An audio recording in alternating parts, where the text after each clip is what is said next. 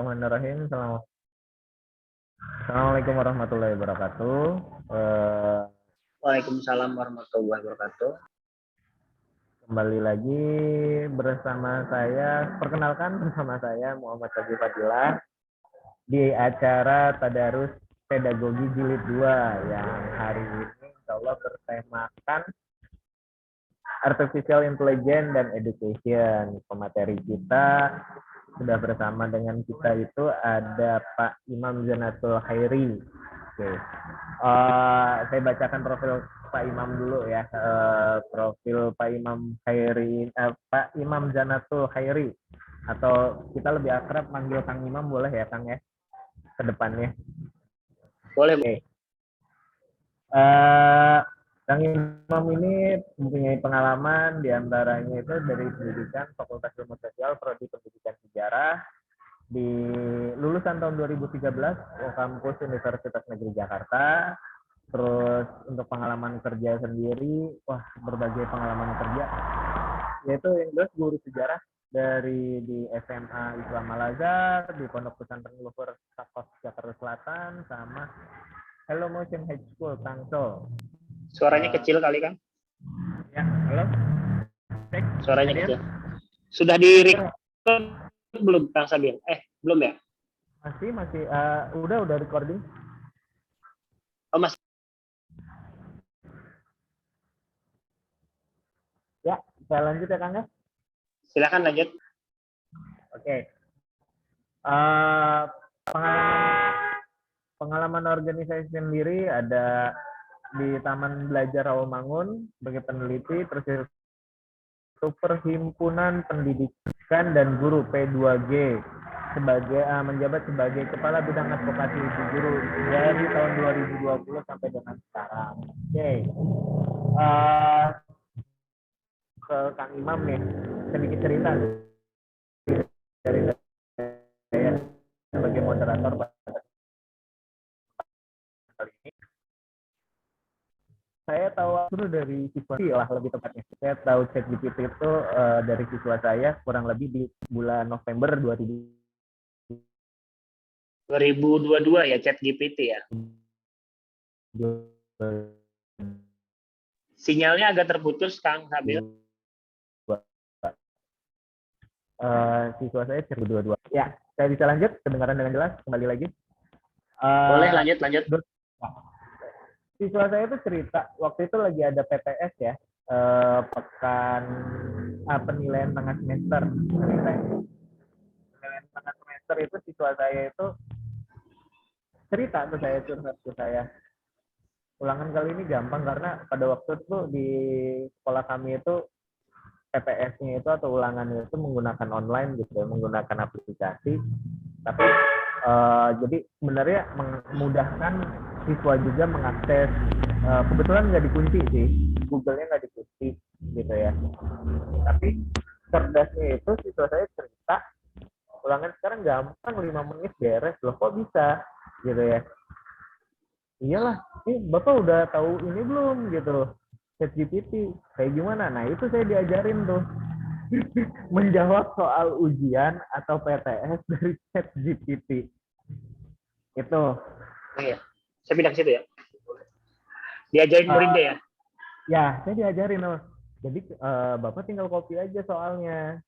Itu.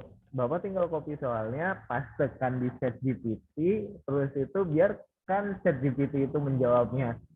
Dan saya kaget gitu. Kagetnya ternyata jawabannya itu halus gitu. Yang dijawab oleh ChatGPT itu lembut sekali, halus sekali, soft. Bahasa yang softnya itu bahasa yang mudah dimengerti gitu, bahasa yang human sekali gitu, manusiawi sekali gitu, dan itu bisa berbagai jawaban artinya gini, pertanyaannya sama, kita klik answer-nya berkali-kali itu mempunyai varian jawaban yang berbeda-beda dan semuanya smooth bahasanya seperti bahasa manusia. Kayak contoh kalau pertanyaan kalau pertanyaan buatkan puisi romantis, katakanlah gitu ya, dalam ulangan bahasa Indonesia, buatkanlah puisi romantis. Menanyakan itu ke ChatGPT itu mempunyai jawaban yang sangat varian. Beberapa contoh puisi romantis. Nah, itu dikasih tuh, silakan kita milih nantinya.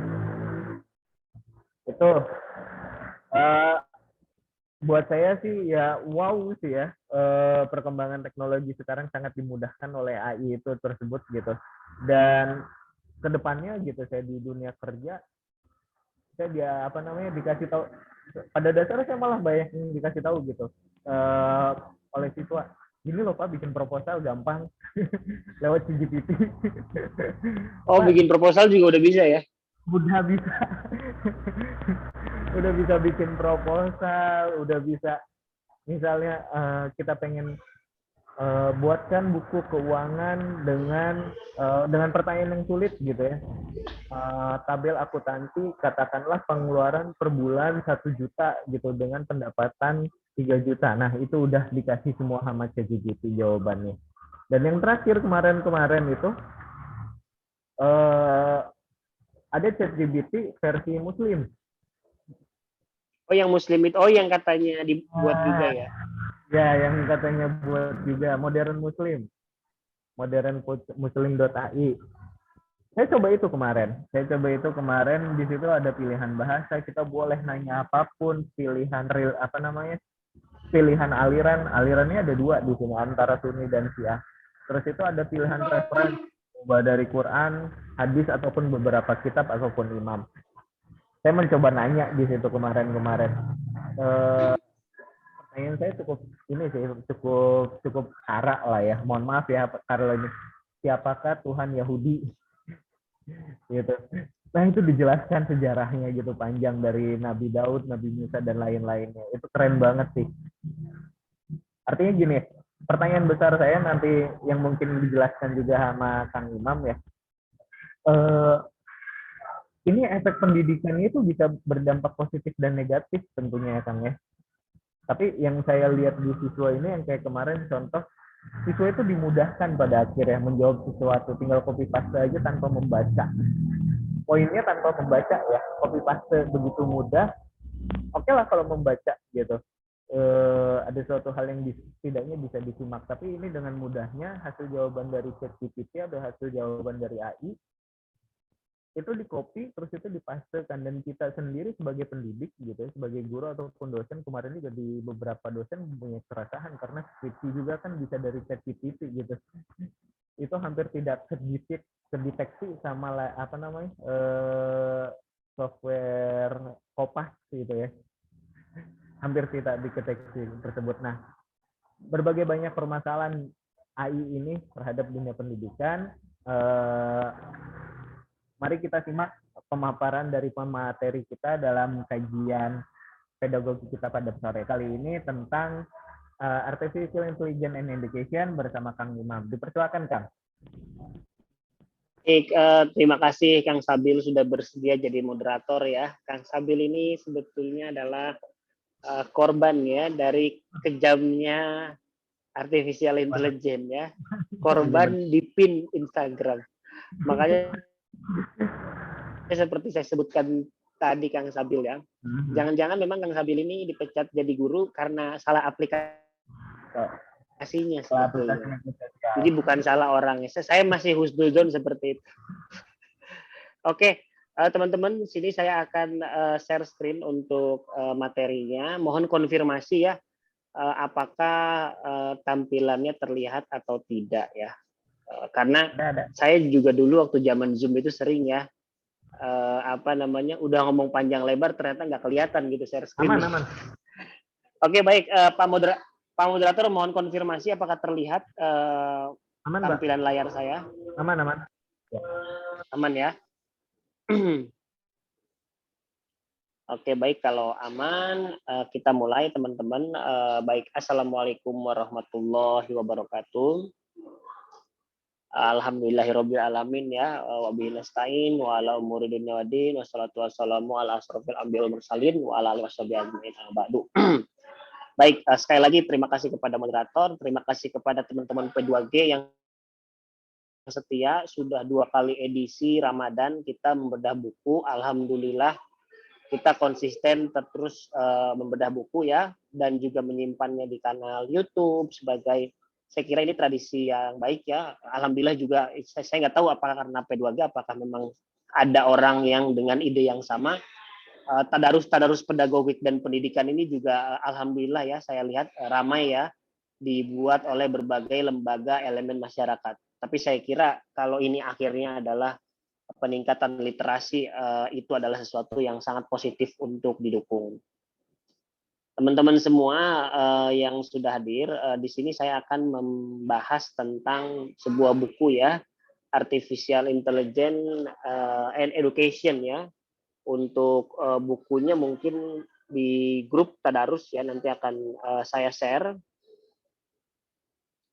Nah, kita langsung saja. Sebelum masuk ke dalam tema buku tersebut, saya ingin menyatakan bahwa artificial intelligence ya, artificial intelligence adalah kecerdasan buatan. Harus saya garis bawahi bahwa saya pribadi bukan orang yang ahli, expert, atau memiliki ilmu yang cukup mumpuni tentang atau membahas teknologi secara ansih ya, artificial intelligence secara ansih teknologi. Cuman karena ini berkaitan dengan teknologi pendidikan, sedikit ilmu saya tentang pendidikan mungkin bisa menggapai ya pemahaman tentang teknologi, salah satunya tentang kecerdasan buatan atau artificial intelligence melalui dunia pendidikan, gitu ya.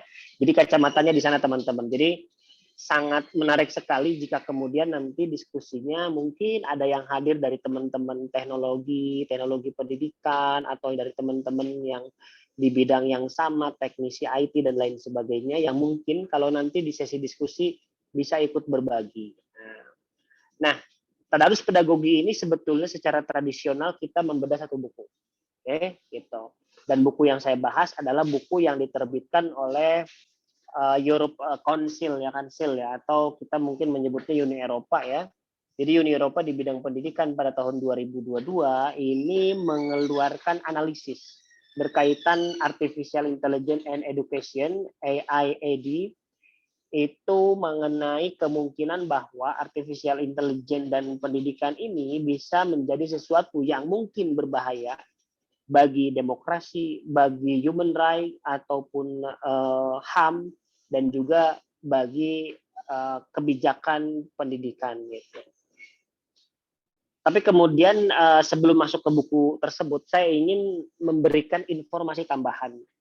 Ternyata tahun 2019 berkumpullah para tokoh-tokoh, para pejabat-pejabat, perwakilan dari beberapa negara, seluruh negara, hampir semuanya ikut. Ini untuk menyepakati beberapa hal mengenai artificial intelligence dalam dunia pendidikan. Kalau tidak salah ada sekitar 40 pasal. Yang menarik buat saya adalah 4 pasal ini. Di pasal 12 ini dalam Beijing Consensus itu disebut bahwa interaksi manusia dan juga kolaborasi antara guru dan pembelajar ya, learner itu pembelajar, harus tetap menjadi core dari pendidikan. Jadi ternyata tahun 2019 setahun mungkin hanya beda beberapa hari sebelum pandemi, itu sudah ditetapkan bahwa jangan sampai artificial intelligence ini mengganggu ataupun menghancurkan interaksi antar manusia dan juga kolaborasi antara guru dan orang yang ingin belajar atau pembelajar, atau kita namakan siswa lah ya. Di pasal 13 di sini disebutkan bahwa kalaupun memang artificial intelligence adalah sesuatu yang sudah dominan di dalam kehidupan dunia pendidikan kita, di sini terdapat saran agar setiap program yang dibuat memanfaatkan artificial intelligence harus dengan cara disiapkan terlebih dahulu gurunya, terutama ketika guru ini akan bekerja di sebuah lingkungan yang kaya dengan artificial intelligence. Kayak artificial intelligence itu mungkin lingkungannya lingkungan digital, lingkungan yang high tech dan lain sebagainya. Yang ketiga, pada pasal 29 disebutkan bahwa pengembangan yang komprehensif tentang pengamanan data protection, tentang hukum data protection ataupun perlindungan hukum perlindungan data, lalu juga regulasinya, lalu juga garansi etiknya. Garansi etik itu maksudnya apakah artificial intelligence ini bisa dijamin gitu ya, batas-batas etikanya, tidak ada diskriminasi, transparan, auditable, bisa diaudit gitu. Dan juga bisa terus digunakan oleh para pembelajar gitu, atau orang yang ingin belajar. Nah, itu di poin pasal 29. Di pasal 28 di sini ada kata kunci yang menarik bahwa AI, artificial intelligence, harus mengadopsi prinsip etik, privacy, and security by design. Artinya, ini sesuatu yang tidak bisa dipisahkan. Etik, privacy, and security by design. Jadi, kalau kita bayangkan kecerdasan buatan itu adalah sesuatu yang kita buat, atau sesuatu yang kita desain, itu harus berdasarkan prinsip etik, privacy, dan keamanan ya, security. Tetapi sesuatu yang memang dibuat dengan sengaja. Jadi nggak ada istilah AI berpikir sendiri, dilepas begitu saja tuh, itu yang dikhawatirkan sebetulnya. Sebelum kita mulai, saya mohon maaf dulu sebelumnya. Memang idealnya tuh saya menjelaskan mengenai apa itu sejarah AI, kenapa ada AI, dulunya tuh kayak apa dan lain sebagainya, regulasi seperti apa dan lain sebagainya. Karena beberapa hal dan saya kira kritik dari buku ini juga punya porsi yang sangat besar untuk saya jelaskan. Jadi penjelasan mengenai hal-hal mendasar seperti AI mungkin saya lewat ya. Saya ingin memfokuskan kepada beberapa tema dalam buku ini yang menurut saya perlu diperhatikan. Yang pertama adalah aplikasi AI, artificial intelligence, atau kecerdasan buatan dan pedagogik. Nah, ternyata buku ini merefleksikan kejadian pada saat pandemik. Ketika pandemik, pembelajaran berubah menjadi online, ada yang disebut sebagai pemantauan ujian otomatis. Dan ada perusahaan-perusahaan yang melihat ini sebagai bisnis. Nah, dalam praktiknya ada kecurigaan di antara para penggunanya, sekolah dan guru, bahwa para pembuat aplikasi dari perusahaan-perusahaan ini masih memiliki diskriminasi rasial, gagal bekerja dengan baik, bahkan malah memperburuk keadaan dengan masalah kesehatan mental, dan juga berdampak sangat kecil terhadap kecurangan atau pencapaian. Nah, ini yang menjadi masalah utama. Kenapa perkembangan teknologi semaju ini kok tidak bisa berdampak terhadap kecurangan? Atau jangan-jangan AI itulah kecurangan itu sendiri di dalam belajar. Nah, aplikasi yang kedua yang dikhawatirkan adalah personalisasi. Mungkin teman-teman pernah mendengar ya istilah personalisasi. Jadi gini, riwayatnya personalisasi itu berkaitan dengan sejarah awalnya ya, ketika radio ditemukan. Ketika radio ditemukan, ada kalangan pemikir pendidikan yang berpikir begini, jikalau pada tahun 1930-an ya, jikalau semua sekolah punya radio, logikanya, maka berarti orang-orang yang pengajar yang berkualitas itu bisa didengar oleh semua orang di beberapa sekolah, bahkan sekolah yang mungkin kualitasnya tidak baik. Akhirnya banyak dibuat radio di beberapa sekolah, tetapi kemudian tidak berefek. Kita masih lebih senang belajar di kelas. Lalu kemudian ditemukan televisi. Televisi dilakukan hal yang sama, disebarkan ribuan TV di berbagai universitas dan sekolah, dan tidak ada impact-nya. Akhirnya belajar tetap di dalam kelas. Begitupun ada komputer dan lain seterusnya. Nah, perkembangan komputer itu lebih menarik karena komputer ini sempat ya pada satu titik sejarah dia menjadi benda yang sifatnya personal. Makanya kemudian singkatan dari PC ya, personal komputer ya, itu menunjukkan bahwa teknologi yang tadinya dipakai secara massal rame-rame ya, nonton TV rame-rame, dengerin radio rame-rame. Nah, baru ketika komputer ini orang bisa memiliki satu komputer, artinya terpersonalisasi. Jadi tidak lagi menjadi media yang massal dalam pengertian dipakai rame-rame. Nah, personalisasi ini juga sebetulnya mirip juga dengan kehidupan kita yang sekarang. Seperti kita menonton Netflix. Kita menonton Netflix, kita bayar, kita dapat akun, kita dapat paket gitu ya, paket tontonan sesuai harga yang kita beri gitu ya. Kalau mungkin yang premium kita bisa nonton A, bisa nonton B dan lain seterusnya. Nah, personalisasi ini bertentangan juga dengan sikap tradisional sekolah yang mana kalau belajar itu rame-rame bukan personal.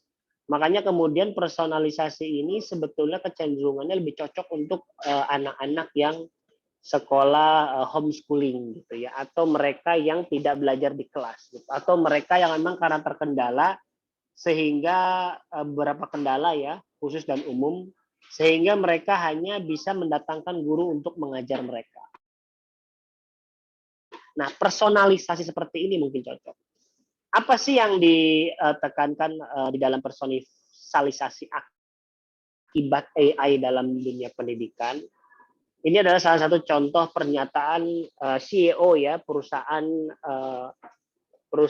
teknologi digital ya. Dia mengatakan begini, kalau memang Netflix bisa, kalau kita bisa menggunakan Netflix untuk memilih apa yang kita mau, lantas mengapa kita tidak bisa melakukannya ke dunia pendidikan? Maksudnya adalah setiap pelajar ini bisa memilih materi sebagaimana mereka memilih film dalam Netflix. Nah, pertanyaannya apakah akan berhasil? Persoalannya kemudian yang disebut personalisasi itu bukanlah personalisasi tujuan pembelajaran. Contoh, kalau ada orang lulusnya pengen jadi dokter, ada orang lulus pengen menjadi wasit misalkan. Nah, personalisasi ini mestinya di tataran tujuan karena tiap orang itu berbeda cita-citanya. Oke. Tetapi yang terjadi hari ini personalisasi ini tidak berkaitan dengan tujuan dari belajar, tetapi nah di sini disebutkan bahwa hasil belajarnya tetap sama dan prosesnya juga sama. Nah, personalisasi ini tentu saja tidak akan berdampak signifikan terhadap tujuan pembelajaran karena yang dimaksud itu adalah kepemilikan gitu, secara personal. Nah, bahwa saya bisa belajar karena saya membayar gitu. Saya dapat 3 paket pembelajaran karena saya bayar lebih tinggi dan lain seterusnya. Dan ini tidak ada hubungannya sama sekali dengan personalisasi dalam arti cita-cita masing-masing tiap anak. Nah, ini yang sangat dikhawatirkan di dalam pemakaian AI. Di sini misalkan disebutkan juga mengenai resiko terhadap para pembelajar atau siswa. Di sini dilihat bahwa AI di Amerika ini menjadi menjadi alat yang dipakai untuk menawarkan analisis prediktif terhadap anak dan juga siswa atau siswa gitu. Nah, ini juga bermasalah. Kenapa? Kenapa bermasalah? Karena ini hanya dihitung dari jumlah partisipasi, bukan ukuran kualitas, apalagi mengukur kesetaraan dalam dunia pendidikan. Yang ketiga adalah learner agency. Apa itu learner agency? Learner agency itu adalah teori yang justru ini mendukung keberadaan AI yang justru sangat berbahaya. Kenapa? Sejak John Dewey misalkan, kita ini lebih gandrung pada namanya pendekatan pembelajar sentris. Nah, teman-teman kalau masih sering dengar ya, pembelajar sentris ini hampir mirip dengan berpusat pada anak. Nah, pernah dengar ya? Nah, berpusat pada anak ini adalah paradigma dari Merdeka Belajar. Oke. Berpusat pada anak itu baik atau tidak? Baik. Kenapa saya sebut baik? Karena dengan demikian pembelajaran adalah sesuatu yang bisa dikontrol langsung oleh orang yang belajarnya.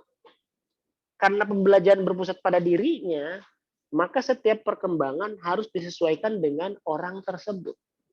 Ini sebetulnya salah satu kehebatan, kebagusan ya dari konsep Merdeka Belajar, karena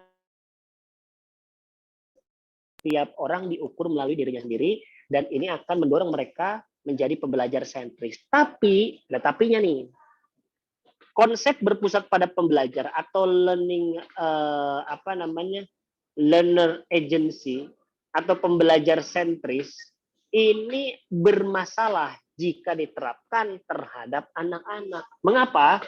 Contohnya begini. Kehebatan pembelajar sentris, anak lebih memiliki agensi ataupun kontrol. Oke? Ketika anak ini dengan konsep pembelajar sentris, dia belajar. Dan ketika dia belajar, dia menggunakan AI, entah mesin pencari, entah dia memakai chat GPT, dan lain sebagainya. Sebetulnya isinya kan algoritma dan juga artificial intelligence. Nah, ketika dia memakai alat itu, dan alat itu merekomendasikan beberapa hal, oh, tolong jawab dong, siapa sih sebetulnya dalang dibalik pembunuhan presiden di negara A? Dijawab oleh aplikasi tersebut. Pertanyaannya adalah begini, apakah anak tersebut memahami atau memiliki pemahaman tentang satu, bias, kedua, keadilan, ketiga, efek dari rekomendasi tersebut. Nah, yang kita pahami bahwa anak-anak tidak memiliki kapasitas yang sama dengan orang tua. Artinya mereka sangat rentan ditipu, sangat rentan dirubah perilakunya secara diam-diam. Nah, ini yang sebetulnya yang tadi saya bilang, konsep merdeka belajar itu bagus, tetapi kalau dia ketemu dengan AI yang mengambil lebih banyak kontrol dari pembelajaran terhadap guru, ini justru akan menjerumuskan anak-anak kita terhadap mesin yang tanpa ampun bisa mengontrol hidup mereka. Dan juga sampai hari ini belum ada jaminan yang begitu kuat dari perusahaan yang membuat aplikasi yang di dalamnya ada artificial intelligence. Ini belum ada jaminan bahwa mereka melindungi data kita atau tidak menggunakannya demi kepentingan mereka. Disebut bahwa hal-hal yang berpotensi sangat buruk itu adalah ketika AI ini mampu memprediksi hidup seseorang dari data yang mereka himpun. Yang selanjutnya adalah high risk. Apa high risk? High risk itu artinya bahwa AI ini masih tinggi resikonya. Kenapa? Karena hampir semua perusahaan teknologi edukasi yang berhasil menghimpun data anak ini memiliki sistem yang tertutup, yang seringkali tidak bisa ditembus, sehingga kita tidak mengetahui kenapa anak dinilai menjadi negatif. Akhirnya kemudian yang terjadi adalah kita mengalah gitu ya, karena memang katakanlah bahwa hasilnya demikian gitu yang disebutkan oleh AI. Nah, kita ambil contoh di sini bahwa hampir semua aplikasi yang dipakai dalam belajar yang basis dasarnya adalah AI tidak pernah dirancang, dan sebetulnya mereka ketika meminta persetujuan kita itu juga persetujuan yang sangat bohong. Kenapa? Kalau teman-teman bikin akun, login ke aplikasi tertentu, pastikan ada agreement. Apakah kita bisa mengedit di agreement-nya? Apakah kita bisa meminta bahwa tolong dihapus pasal ini, saya nggak setuju nih mau login. Kan nggak bisa. Nah, dari sini saja sudah terlihat watak asli dari AI yang sebetulnya kurang human gitu katakanlah. Dan ini berbahaya kalau mereka diberikan mandat untuk mengatur hidup kita. Karena mereka sendiri tanpa ampun yang tidak sesuai dengan nilai-nilai kemanusiaan. Oke, yang lain adalah kenapa berisiko tinggi. AI ini beberapa AI di dalam edukasi, maksudnya perusahaan edukasi, ini bahkan sudah melakukan penjelajahan sosial media, mencari kata kunci yang positif dan negatif untuk membentuk algoritma yang mereka ambil dari para pelajar misalkan untuk menentukan level mereka, kebahagiaannya, keterlibatan pemenuhannya. Bisa dibayangkan betapa besar kekuasaan yang mereka miliki sehingga mereka masih bisa melakukan hal-hal semacam ini. Gitu. Dari sisi emosi, di sini dijelaskan bahwa ada dampak positif dari AI, misalkan bahwa pembelajar ini bisa dibantu dengan AI dari keadaan afektif negatif menjadi keadaan afektif positif. Jadi mereka menjadi semakin semangat belajar. Tetapi kemudian penilaian akan afektif negatif dan positif ini sampai hari ini seringkali diukur dengan cara sederhana, dengan memakai skor nilai, centang, kotak centang, waktu reaksi, dan ini adalah model-model soal-soal sebetulnya sangat simplistik yang tidak akan bisa menggambarkan kehidupan asli manusia. Gitu. Strategi mengontrol perilaku pelajar dan lain sebagainya itu dianggap akan berbahaya dan mengancam privasi dan otonomi pelajar. Ada yang mengatakan bahwa AI ini bisa jadi safeguard ataupun pelindung. Tetapi ternyata yang terjadi adalah bukannya melindungi, justru memanfaatkan dan menghisap tenaga-tenaga dan juga kapasitas material dan non material anak-anak kita. Kenapa? Misalkan saya contoh bahwa anak-anak ini sangat susah sekali untuk kalau kita suruh untuk mengerjakan tugas yang berpikir keras. Nah, ini akibat apa? Akibat memang terlalu mudah mereka mengakses, misalkan tinggal Google dan lain seterusnya. Nah, tetapi kemudian ada janji lain dari AI, misalkan bahwa mereka dengan mengizinkan AI untuk men-tracking data anak-anak tersebut, menurut orang-orang pendukungnya, hal ini akan mengurangi resiko radikalisasi, ekstremisme, resiko dan juga orang lain menyakiti diri sendiri dan lain seterusnya. Itulah yang membuat kemudian ada satu kasus ya di mana mereka menganggap bahwa AI bisa mencegah hal-hal semacam itu. Oke, saya kira itu saja ya Kang Sabil untuk paparan kita mengenai AI dan education. Mungkin selanjutnya lebih enak kita sambil diskusi saja. Cukup sekian dari saya. Assalamualaikum warahmatullahi wabarakatuh. Waalaikumsalam warahmatullahi wabarakatuh. Maksudnya jangan salam dulu sih Kang. Kan oh iya benar ya. Salamnya saya tarik lagi ya Kang Sabil ya. Nggak apa-apa, itu doa. Iya. Okay. Silah. Artinya ya balik lagi sih, tadi banyak sih.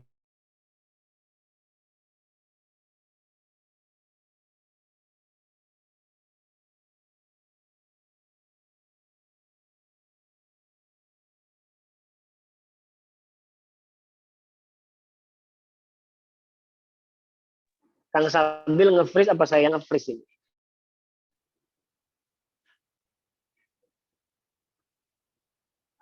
Sabil yang nge-freeze itu. Nge-freeze ya.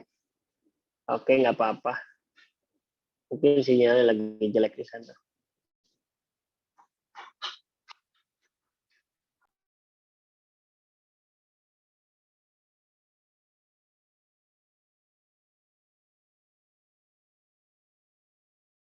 Sebetulnya ada beberapa hal juga ya yang belum saya jelaskan di sini ya. Kang Fauji ya, tadi 2 jam yang lalu ya, saya diajak rapat oleh Pak Kornas ya, Pak Satriwan Salim. Kebetulan kita tadi membahas beberapa hal pertemuan dengan teman-teman dari BRIN ya, berkaitan kerjasama P2G dengan BRIN. Jadi ada satu hal yang menarik dalam diskusi tersebut, ketika ketika ditanya gitu ya mengenai advokasi, apakah saya di bidang advokasi guru akan terus mengadvokasi guru gitu. Ini melalui renungan yang agak panjang ya. Kan secara tradisional guru diadvokasi, yang diadvokasi apa haknya? Kenapa haknya? Haknya kurang dan dia kurang sejahtera. Kenapa dia kurang sejahtera? Karena pemerintah yang nggak mensejahterakan mereka. Apa klaim pemerintah? Ya karena pemerintah nggak ngasih uang dan lain sebagainya. Bagaimana pemerintah memberikan anggaran dengan sistem? Bagaimana sistem itu bekerja dengan teknologi digital? Bagaimana teknologi digital itu bekerja? Ada AI di dalamnya. Ada sistem yang berpikir dan bekerja dengan sendirinya. Makanya kemudian saya kira ke depan berarti pola advokasi kita harus mulai bercabang. Advokasi ini tidak hanya bicara soal perlindungan guru terhadap katakanlah negara, korporasi, tapi kita juga harus mulai menyusun strategi ketika guru ini berhadapan dengan data krasi gitu ya. Saya sebetulnya sangat terinspirasi dari keluhan-keluhan teman-teman Gojek ya. Saya sering naik Gojek ataupun Grab. Oh, mohon maaf saya sebut merek ya. Jadi saya imbangkan aja lah dua-duanya saya sebut ya. Ojol lah katakanlah gitu. Mereka ini pernah kejadian salah titik turun gitu sehingga mereka nggak dapat bintang dan lain seterusnya. Mereka juga sudah komplain dan lain seterusnya. Biasanya selalu bilang begini, tapi itu ditolak by system katanya. Nah, saya kira tuh diksi ditolak by system itu kan sebetulnya the power of AI ya, artificial intelligence yang bekerja di sini. Cuman kemudian keberadaan AI ini menjadi dalih gitu ya. Kang Sabil udah muncul. Halo Kang Sabil. Oh, sorry banget, mati lampu tadi. Iya, sinyal ya. Udah mati lampu. Oke, baik. Masih aman listrik. Terpaksa pakai listrik. Oke, saya lanjut dikit ya. Tadi ada sedikit refleksi.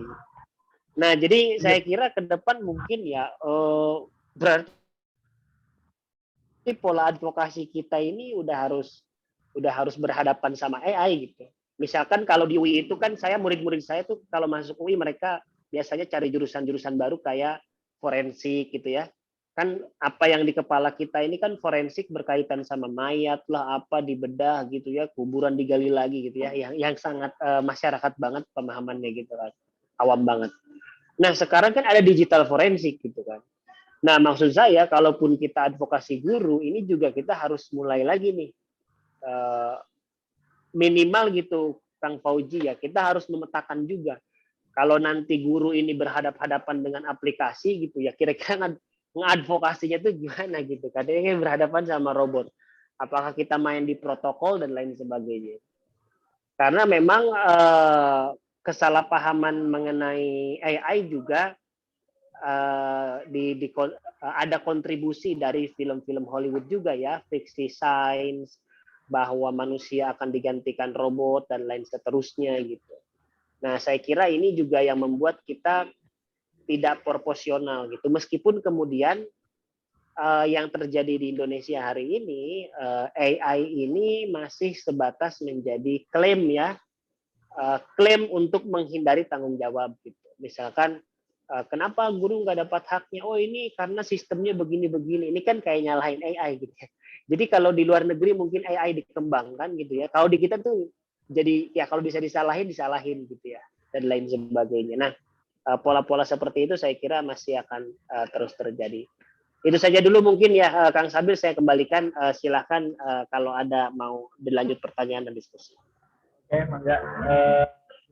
Pertanyaan dari para jamaah ya. Dari para peserta tadarus pada kali ini. Di sini yang hadir absen dulu kali ya. Di sini yang hadir. Oh iya, link absennya segera dikirim. Ada link absennya nih. Link absennya udah dikirim belum? Di chat belum ada. Saya Japri ya, Kang Sabil. Oke. Udah saya kirim tuh di. Oh udah. Oke, baik. Saya lanjut ya. Nah, yang ingin saya gambarkan adalah bagaimana AI di Indonesia tentu saja ini menjadi kalau boleh saya sebut ya alat dari penindasan guru kalau saya boleh menyebut gitu. Karena seperti saya tadi sebutkan, ketika yang sebetulnya kesalahannya sangat human gitu ya. Kan sekarang tuh ada tren tuh ya pemerintah salah hitung gitu ya, pajak salah hitung gitu ya. korupsi salah hitung. Sering dengar kan? Kalau udah ketahuan korupsi kan biasanya itu oh ini salah hitung gitu. Cuma kan lumayan ya salah hitungnya tuh 3,5 triliun kayak gitu-gitu kan ya. Nah, ini kan kesalahan yang sangat human, tetapi kemudian ketika ini by system, maka AI-nya ini disalahkan. Padahal kan keberadaan AI ini kan membantu kehidupan kita. Mungkin itu dulu Kang Sabil ya. Sambil saya mau nunjukin PowerPoint sambil menunggu silahkan. Oke. Maka kita diskusi ringan aja ya untuk Kang. Di sini ada Kang Adi, ada betul ringan aja kita. Ada Muhammad Ali Mustafa, ada Muslim, ada Nur Afianto, ada Nur Aisyah dari Aceh. Ini di sini ada Pak Muslim, ini Kang Sabil. Pak Muslim ini CEO perusahaan Saka Group ya, teman saya kebetulan. Beliau bekerja di bidang digital marketing. Saya kira beliau praktisi yang jauh lebih menarik kalau disuruh menyumbangkan pengalamannya. Kang Sabil coba diundang Kang Sabil. Ini benar-benar praktisi Kang Sabil. Bisa di googling kok. Silakan Pak Muslim. Halo, selamat sore. Halo, Assalamualaikum. Selamat sore teman-teman. Wah, selamat sore. Tidak, itu terlalu berlebihan itu. Enggak, saya cuma praktisi di sosial media. Kebetulan banyak diskusi dan berinteraksi dengan Mas Iman. Jadi saya mau tahu perkembangan pendidikan sekarang bagaimana gitu. Terima kasih udah diizinkan teman-teman ikut tadarusnya. Salam kenal. Siap. Salam kenal. Salam kenal. Pak Muslim coba dong sedikit kasih pengalaman-pengalaman lah yang bisa dibagikan. Kebetulan Kang Sabil ini Kang Muslim kalau dengar kemarin tuh yang versus Ridwan Kamil ya Kang Sabil ini. Jadi kebetulan moderator kita ini adalah korban dari fitur Instagram sebetulnya. Kenapa fitur Instagram itu ada pin gitu sehingga komennya dipin oleh Ridwan Kamil dan dipecat dan diserang oleh itu besok ya. Langsung ini kita sama korbannya langsung. Jadi kita lagi nyalain Instagramnya ya. Sekali lagi kita kenapa fiturnya kayak begitu kira-kira? Kenapa bisa DM gitu?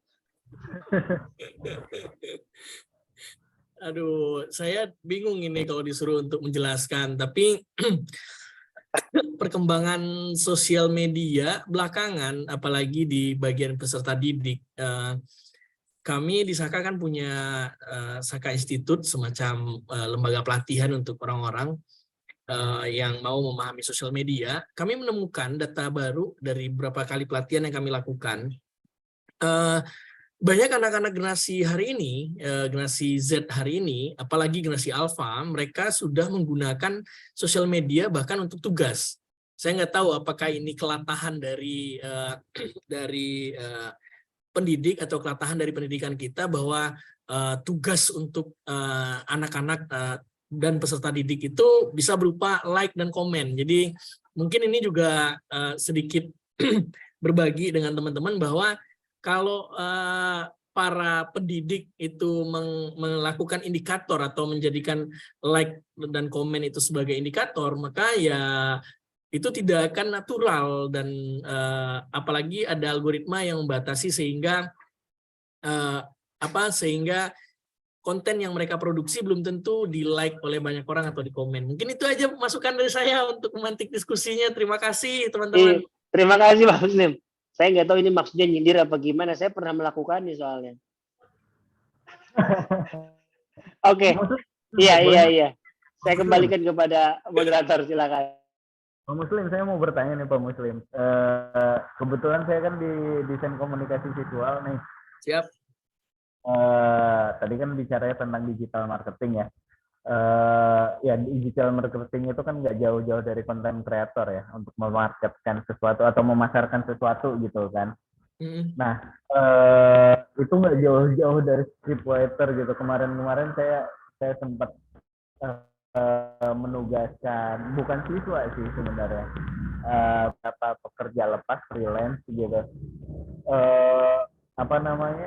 Mereka tuh dengan mudahnya nyari ChatGPT atau Sonic atau sistem AI gitu untuk untuk mencari scriptwriter. Nah, etika dalam pekerjaannya seperti apa nih? Kita ke ranah pekerjaan di luar edukasi lagi. Karena kita berhubungan dengan profesi. Itu ya. jelas masih edukasi. Ini masih edukasi. Gimana nih? Bicara etika, oke, etika etis atau enggak etis, atau bicara kemampuan keahlian, kita udah tergerus gitu dengan mudahnya para script writing gitu, ngambil aja dari ini gitu, dari AI gitu. Gimana Mas? Pendapat Mas Muslim sendiri? Di pelatihan yang kami lakukan di Saka, melakukan pelatihan terakhir itu kami melatih sekitar 200 pemuda di salah satu daerah di Sumatera. Kami melihat bahwa bahkan sekarang orang-orang sejatinya kita sedang bertarung dan memperebutkan masa depan serta periuk beras dan dapur kita dengan robot. Jadi misalnya contoh untuk membuat konten YouTube, hari ini orang tidak perlu lagi desain grafis yang jago, dan bahkan saya pernah coba, saya nggak ngerti-ngerti banget soal desain grafis, tapi saya pernah coba untuk bikin satu konten. Kalau dulu kita kan pakai Corel Draw ya, belum Photoshop ini, Corel Draw. Corel Draw masuk kok. Iya. Sementara sekarang anak-anak cukup dengan kanvas, dia sudah mendapatkan desain yang jauh lebih bagus. Misalnya kita mau desain dulu ya, zaman-zaman kuliah kan kita mau desain spanduk itu pakai Corel Draw, baru dikirim ke percetakan. Nah, mereka dengan kanvas, dengan handphone, bukan dengan laptop, bukan dengan mouse. Dan banyak di perusahaan kami sendiri banyak, dan hampir semua di perusahaan digital itu kebanyakan mengurangi pekerja-pekerja mereka. Dan kalau zaman dulu mungkin orang-orang sangat suka dengan ITB dan IPB, bahwa lulusan-lulusan IT sangat bergengsi, tapi sepertinya hari ini adalah kematian untuk lulusan-lulusan agensi. Hal yang sama ketika jurnalis di tahun 98 sampai tahun 2000-an, 2008 itu kan masa-masa jayanya, tapi 2010 orang-orang tidak butuh jurnalis lagi, orang-orang lebih butuh Mak Lambe Tura, Trio Macan, dan itu jauh lebih cepat informasinya. Dan ya hari ini pun jurnalis sudah mati secara bisnis. Kalau jurnalismenya nggak mati. Jadi kalau menurut saya sih peluangnya tetap ada. Jadi kayak ke content creator atau copywriter itu masih banyak peluangnya, apalagi dengan kalau di bagian kurator. Karena rasa itu nggak bisa dimiliki oleh artificial intelligence. Begitu sih pendapat saya, Mas Abil. Mohon maaf kurang atau lebihnya. Sepakat. Kalau bicara seninya itu, ya kalau kita ngambil ranah seninya dari berbagai banyak desain itu, AI emang AI masih bisa dikalahkan gitu, ya kan? Produk AI itu memang masih belum ada rasa seninya gitu dibandingkan produk kita sebagai manusia gitu. Lebih tepatnya seperti itu ya Kang ya. Halo, Pak Muslim masih benar? Pak Muslim, suara saya masih masuk, Pak? Terputus tadi Mas Sabil, terputus tadi Kang Sabil, terputus. Sekarang udah jelas, Pak? Sudah jelas. Ya tadi disinggungin di akhir itu kan kalau AI itu nggak ada feel-nya, nggak ada rasa seninya gitu ya, karena kita AI adalah robot gitu, sementara hasil karya dari manusia tetap masih ada seninya gitu, masih ada rasanya. Seperti itu gitu yang mau disampaikan oleh Pak Muslim sendiri. Iya benar. Jadi hal soal rasa itu tidak akan bisa membohongi. Jadi kayak misal hard news itu sudah bisa dikerjakan oleh robot dan mesin. Bahkan Tribun sering membuat berita itu menggunakan SEO yang otomatis. Jadi hard news misalnya kayak pembunuhan terjadi, sekian korban, itu sudah biasa. Tapi untuk in-depth reporting atau konten yang lebih deep itu sangat membutuhkan human, karena etika di AI itu tidak terlalu ada batasan bahkan mereka. Nah, sementara kan diksi yang digunakan oleh content writer ataupun fitur audiovisual yang digunakan oleh content writer itu kan mempertimbangkan rasa dan logika di dalam dada mereka, sehingga konten itu sampai gitu. Nah sementara kalau dari AI ya kita jadi rindu itu hanya jadi grafik data, bukan jadi rasa. Betul. Masuk. Oh iya, itu berkaitan sama etik tadi yang dibicarakan sahabat saya Pak Muslim. Jadi di Uni Eropa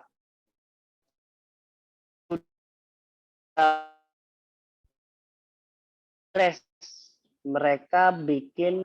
Nah, saya kepikiran sebetulnya dengan opini Pak Iwan Pranoto bahwa seandainya semua pekerjaan diambil alih AI, berarti kalau mau karirnya lebih bagus ya kita kan buat AI, kira-kira begitu. Nah, kembali tadi yang dicontohkan tadi soal hard news dengan deep laporan yang mendalam gitu ya. Nah, sebetulnya masih ada peluang-peluang ketika kita mengerjakan hal-hal yang susah dilakukan oleh AI, termasuk juga di dalam AI itu sendiri. Uni Eropa itu sudah menetapkan protokol ini bisa dipakai. Misalkan kalau di Uni Eropa hanya boleh mengkoleksi data ini saja. Mereka hanya bisa men-tracking ini saja. Bayangkan nggak ketika AI ini diterapkan dalam salah satu aplikasi pembelajaran misalkan, dia menyerap data semua anak, perilakunya, nilainya, dan lain sebagainya. Bahkan dia bilang saat itu pas pandemik, beberapa AI ini menembus batas, dia sampai masuk ke sosial media dari anak-anak itu sendiri untuk memetakan perilakunya. Jadi udah keluar nih urusannya, udah keluar aplikasinya. Karena dia kan setelah diinstal itu kan bisa memiliki banyak akses. Nah, di Eropa ini sudah dibuat nih protokol-protokolnya. Nah, di kita ini belum, ini masih liar di kita ini ya. Jadi sebetulnya kalau kita adalah orang-orang yang sering mencoba hal yang baru ataupun ingin nyoba bikin aplikasi yang berbahaya, mungkin ini saat yang tepat Indonesia. Mumpung belum ada protokolnya, betul. Yang paling penting menurut saya, AI itu kalau ditolak kan nggak mungkin gitu. Tetapi kemudian protokolnya menurut saya harus dibuat. Kita sudah punya basicnya, ada Beijing Consensus yang saya bilang tadi, AI boleh dipakai tapi interaksi guru dan murid prinsipil tidak bisa diganggu, dia bisa jadi pulpen, dia bisa jadi kertas, dia bisa jadi hologram, tetapi interaksi tidak bisa dihilangkan, misal begitu.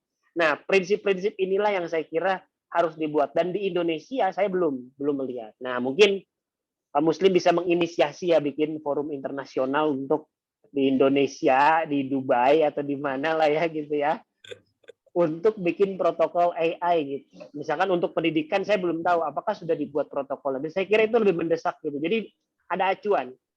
Satu aplikasi ini misalkan melanggar etika, karena ketika dia sudah jadi ketika AI ini sudah bekerja untuk pendidikan, ini kontrolnya yang saya sebut tadi bahwa risikonya menjadi tinggi karena kita paradigmanya ini ingin memberikan siswa kontrol yang lebih banyak, karena paradigma hari ini adalah pendidikan siswa adalah subjek, maka dia harus diberi kebebasan.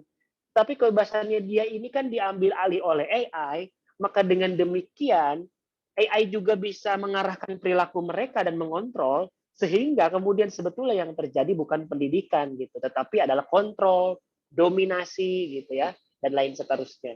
Saya kira itu panoramanya ya. Mungkin nantilah di buku kedua dan ketiganya kita bahas mengenai protokol. Saya sudah baca dan saya puyeng ya, nggak sanggup. Banyak hal-hal yang mesti dipelajari. Jadi baru di buku ini saja, dan saya kira ini menarik juga. Banyak tema-tema lain yang belum dibahas di dalam buku ini ya. Di dalam paparan saya, karena buku ini sebetulnya cakupannya cukup luas ya, ada etika, ada kolonialisme. Saya tuh agak ironi juga, ini kan negara Eropa kan negara kolonial ya. Kok dia bisa-bisanya nyebut ini kolonialisme gitu.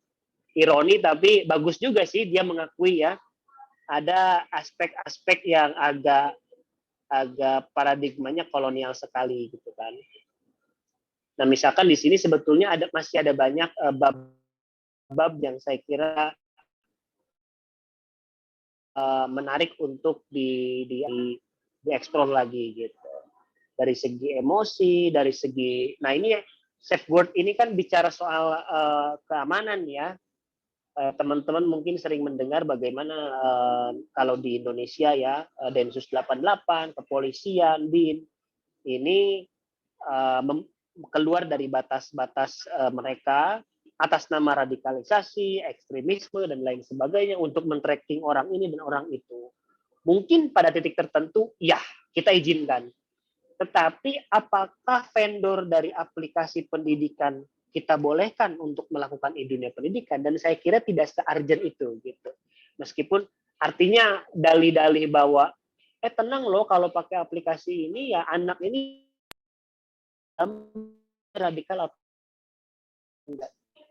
Gimana kalau logaritmanya ini kan misalkan hanya karena kesalahan kecil, misalkan 90% anak Indonesia jadi radikal gitu. Karena logaritmanya kebetulan salah titik gitu, kira-kira begitu. Itu kan itu serem juga gitu. Saya kira itu ya beberapa poin yang ingin saya sampaikan. Tetapi untuk seisi bukunya juga saya belum bisa saya bedah semuanya ya, karena waktu satu sempit dan lain sebagainya. Itu saja Kang Sabil, terima kasih. Masih di mute Kang Sabil. Oke, terima kasih. Oke, terima kasih atas paparannya Kang Iman. Dan kesempatan terakhir nih sebelum kita untuk sesi terakhir ya, sesi terakhir sebelum kita closing gitu ya. Untuk para pendengar setia, para apa ya, kalau tadarus itu istilahnya itu santri sih sebenarnya, tadabur pedagogi. Barangkali ada yang mau berpendapat lagi dari Pak Ali Mustafa, dari Pak Adrian, Boleh Pak saya, Adi. Kang? Mangga. Pak Fauzi Abdillah, silakan. Oke, baik. Terima kasih Kang Sabil, terima kasih Kang Iman dan Bapak Ibu semua yang hadir di sore hari ini. Ini isu yang menarik ya Kang Iman. Jadi kebetulan dulu sebelum saya pindah ke WJ, salah satu kajian riset saya itu tentang digital citizenship ya, kewarganegaraan digital. Lalu di tahun 2018 saya mendapatkan beberapa gagasan dan hasil riset dari ada namanya itu DQ Institute ya. Jadi dia ngambil kata dari digital quotients atau kecerdasan digital. Nah, yang menarik itu di tahun 2018 berarti justru pra pandemi mereka mengeluarkan rilis ya, mereka merilis hasil riset dan mereka menyebutnya ada bahaya dalam dunia digital. Nah, AI salah satu yang dibahas. Payung besar research-nya itu tentang cyber risk pandemic ya. Jadi pandemi di cyber, di dunia cyber. Nah, yang sebetulnya ingin mereka bahas adalah kita udah nggak bisa ngapa-ngapain nih dengan perkembangan teknologi. Yang bisa kita lakukan adalah memberikan masyarakat atau di sini mungkin objeknya itu siswa kekuatan gitu, satu set skill, satu set pengetahuan, satu set nilai untuk menghadapi ini semuanya. Nah, mereka menyebutnya sebagai digital quotient atau digital intelligence ya. Banyak sekali. Nah, terakhir saya lihat rilis mereka di tahun 2020 atau 2019 ya. Mereka itu udah bikin koalisi Kang Iman. Jadi UNESCO, lalu OECD, banyak lah. Mereka ingin agar kecerdasan digital itu masuk ke kurikulum, gitu kan. Nah, itu juga mereka mencoba untuk menyambut gagasan super smart society dari Jepang. Namanya kecerdasan digital. Kecerdasan Iya, digital namanya. Iya, digital intelligence. Gitu, digital quotient gitu ya. Kayak SQ kan spiritual quotient. IQ intelligent quotient. Nah, ini ada digital quotient.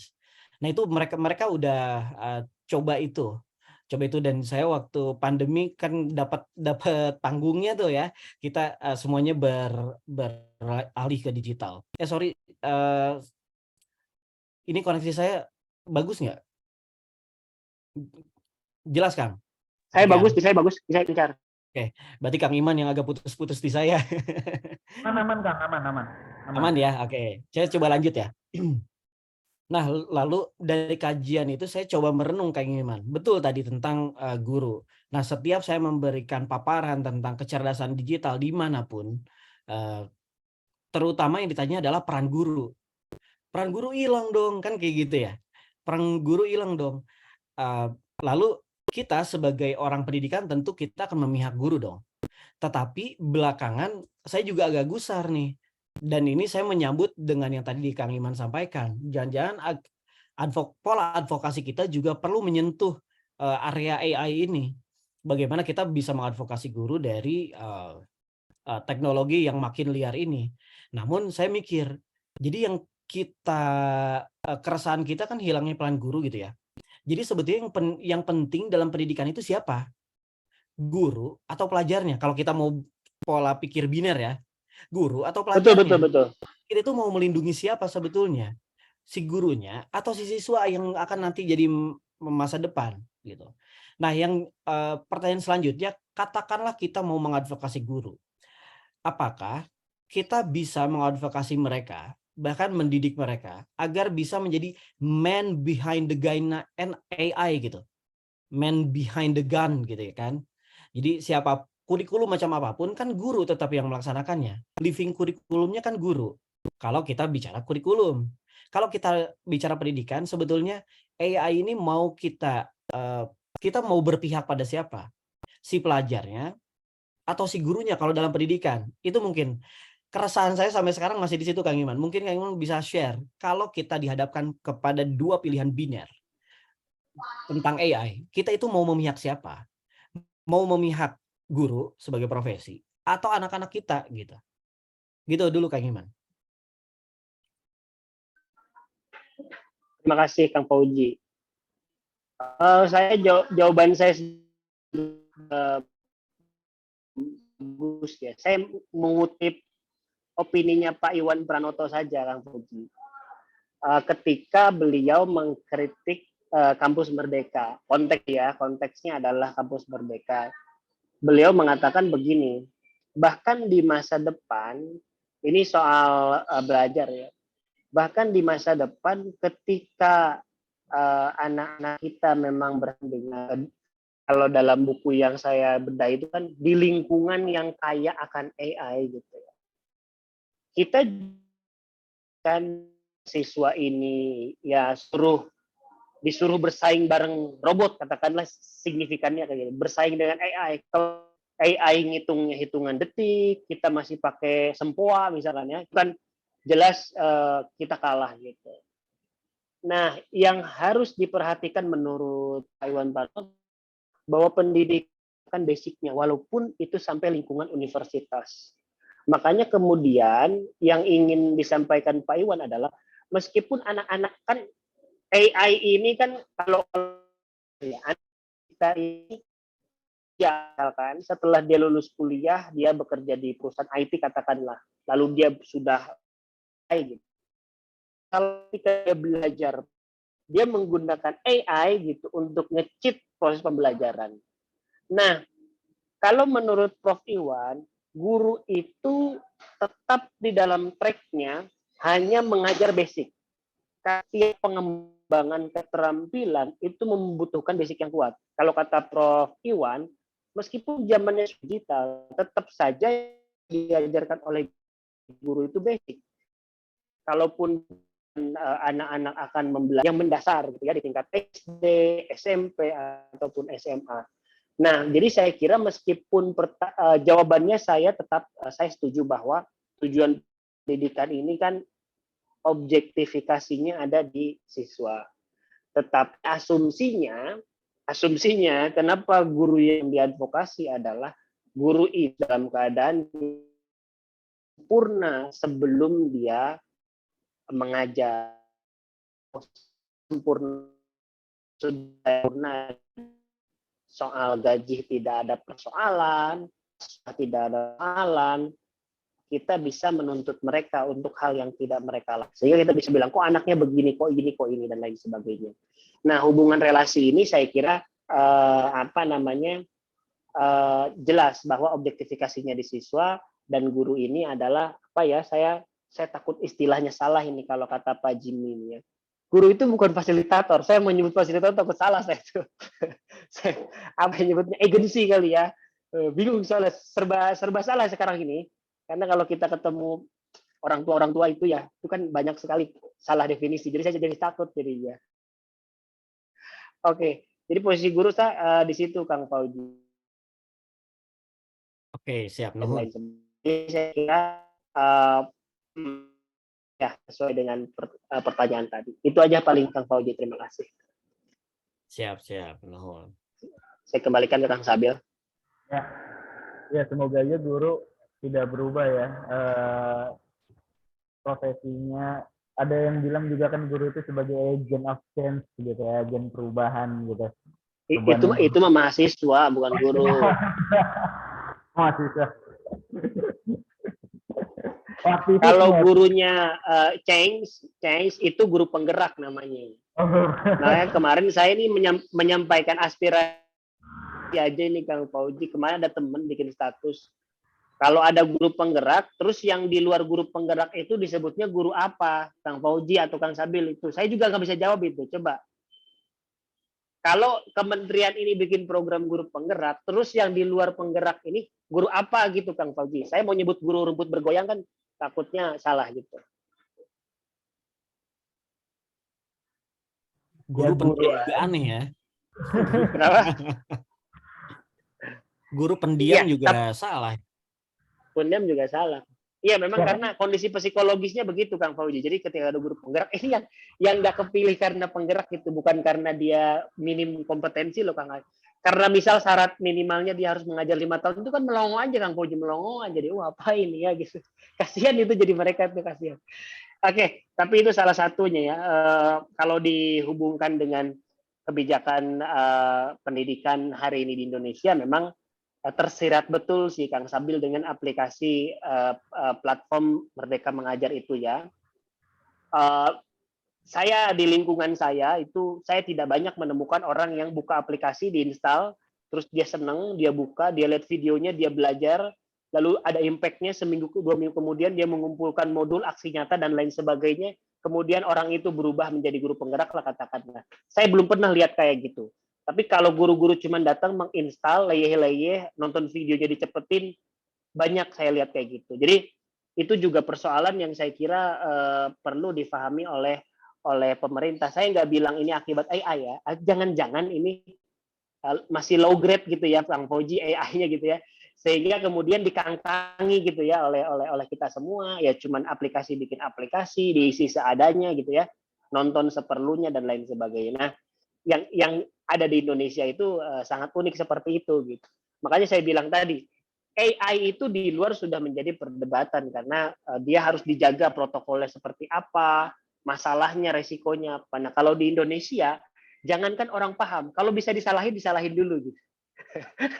Nah, itu yang unik dari bangsa kita gitu kan. Kita nggak paham amat tentang AI, tapi kalau bisa disalahin gitu untuk kita menyelamatkan diri ya salahin aja. Nah itu ya, saya kira kondisi lapangannya kayak gitu. Terima kasih Kang Sabil, mungkin sudah ya untuk paparannya.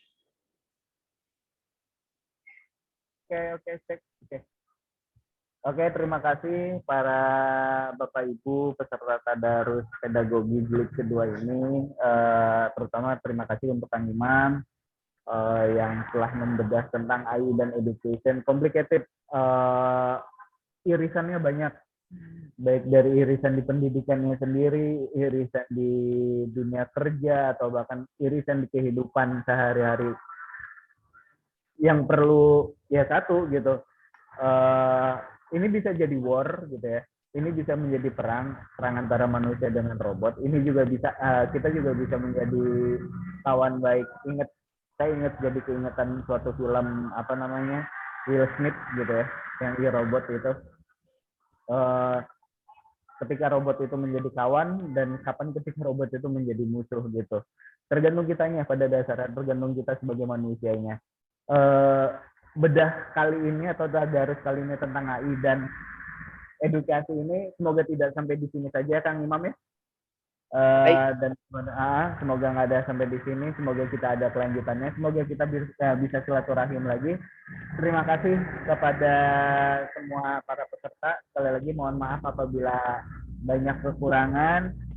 Billahi fisabilil haq. Wassalamualaikum warahmatullahi wabarakatuh. Waalaikumsalam warahmatullahi wabarakatuh. Terima kasih Kang Fauji, terima kasih Pak Adi, Terima kasih semuanya. Dian, Mas Dayu, Mas Heri, Mas Afei, Pak Nur Afrianto, semuanya ya. Mas Mus